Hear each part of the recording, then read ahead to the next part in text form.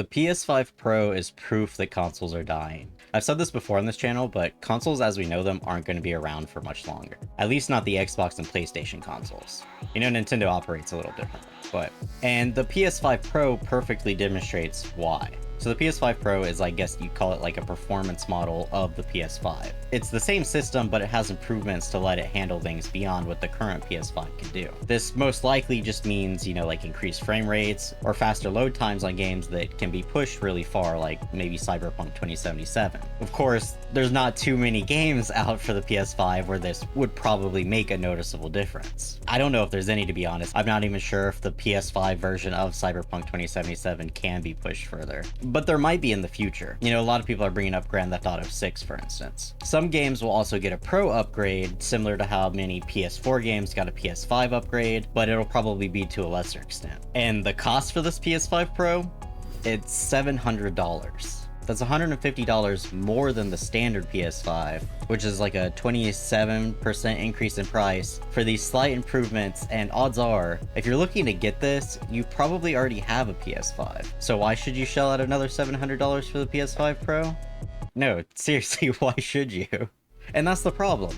If this was a cheaper improvement that you could install to your PS5, I could see it being useful, but it's not. See where I'm going with this? You can upgrade a PC. PC games actually depend on people upgrading their PCs every now and then. And when you do upgrade your PC, it's maybe $400 or so, and you'll probably be good for another console generation or two. Now, of course, PCs do have a higher upfront cost. You know, like if you buy a decent pre-built PC, it's going to cost much more than the PS5 Pro. You can't get a PC as powerful as the PS5 Pro for that $700, but if you do get one that's as powerful as the PS5 Pro, it'll be able to play games that are meant for the PS6 and probably even the PS7 if that's a thing. Meanwhile, the PS5 Pro will always be a PS5, and there will inevitably be PS6 games that are just not available for it. Maybe not a lot, given how pretty much all of the PS5 games are available on the PS4 right now, but there will surely be some, you know? And people don't want to pay for a whole new console every 4 years when they can maintain higher specs on a PC for cheaper.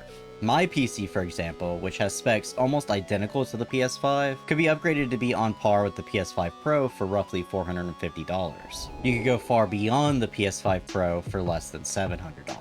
You know, so like unless something happens to my PC, like somebody comes in and just like smashes it with a baseball bat or something, I'm gonna be saving money going forwards. Like the extra money I spent initially buying the PC is gonna be nothing in comparison to the money that I would spend, and probably still am going to spend, on getting new consoles, you know what I mean? Which, yeah, I probably am going to get like a PS6 and probably even like a PS7 if it comes out. I just have a feeling that they won't be nearly as popular as older PlayStation consoles, and they'll have to reevaluate moving forwards. Like, I absolutely can't see a PS8 coming out, at least not in the same way that PlayStation consoles have been operating.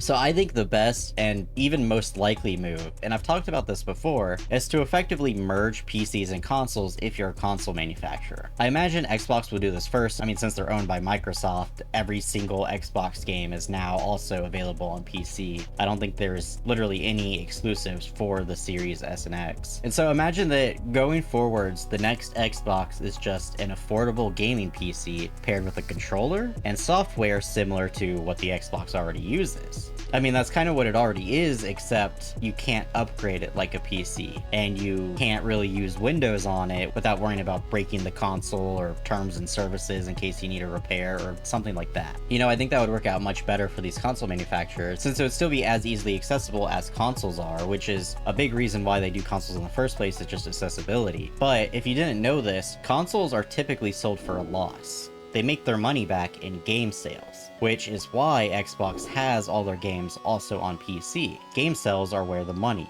is. In the past, the idea for exclusives was that if somebody owned the console, then they'd be more likely to buy a bunch of games, getting you even more sales than had they bought your games on another console. But it seems like that probably isn't the case, and so both Xbox and PlayStation have said that they're moving away from exclusivity. That's not to mention that also PC has a much larger variety of games. games are developed with PCs, so pretty much all games can be played on a PC. Meanwhile, some games simply have too many commands for controllers. You know, and like I was saying, since both Xbox and PlayStation have announced that they're going to be moving away from exclusives, it's likely that every single game for the next console generation will be available on PC. But you still won't be able to play Tarkov on a PlayStation. Like, it's really not possible without them removing half the functionality. But yeah, what do you think? Do you think that consoles are going to be merging with PCs in the future? Or do you think they'll continue to be as they are? If you enjoyed the video, be sure to hit the like button, and if you want to see more, subscribe. But that's it for today, so see ya. With a baseball bat or something.